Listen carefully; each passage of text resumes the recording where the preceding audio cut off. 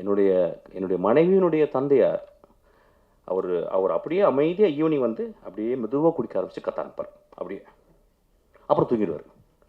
அந்த ஈவினிங் முடியல. நான் பார்த்து என்னடா அது நல்லா தானே இருக்கார், காலையில் நல்லா தான் இருக்கார், மாப்பிள்ளைலாம் பேசுகிறாரு, நைட்டானா அவங்க குடிச்சிட்டு. ஆனால் எந்த வச்சுக்க மாட்டேன் நான் அவர் ஒரு பெரிய குடிக்கிறாருல்ல, நான் செஞ்சிருவேங்கனால கொஞ்சம் அவர் பயந்து அப்படி அட்ஜஸ்ட் பண்ணிடல. அப்போ நான் பார்க்குறேன் இந்த சமூகத்தில் யார் குடிக்கிறதில்ல. நான் அதான் தான் சொல்கிறேன், நான் பெரிய குடிக்காரன். ஆனால் எனக்கு பெரிய ஹோப் இருக்குது. எனக்கு மிகப்பெரிய போதை அதை விட இருக்குது, அது சினிமா. மிகப்பெரிய போதை எனக்கு அது இருக்குது, அது வந்து குரசவா. மிகப்பெரிய போதை இருக்குது. ஒருத்தன் இருக்கான் பாரு, இளையராஜான்னு ஒருத்தன்